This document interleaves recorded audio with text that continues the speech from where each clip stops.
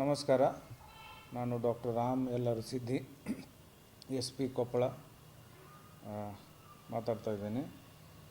ನಾನು ಕೊಪ್ಪಳ ಜಿಲ್ಲೆ ಎಲ್ಲ ಜನತೆಗೆ ಒಂದು ವಿನಂತಿ ಮಾಡೋದೇನಂತಂದರೆ, 1ನೇ ತಾರೀಕಿಂದ ನಾವು ಕಡ್ಡಾಯವಾಗಿ ಹೆಲ್ಮೆಟನ್ನು ಧರಿಸಬೇಕು.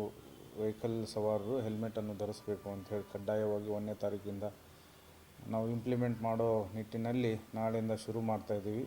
ಸೊ ಹಾಗಾಗಿ ಕೊಪ್ಪಳ ಜನತೆ ಎಲ್ಲರೂ ನಮಗೆ ಇಂಪ್ಲಿಮೆಂಟೇಷನ್ ಮಾಡಬೇಕಾದ್ರೆ ಸಹಕಾರ ಕೊಡಬೇಕು.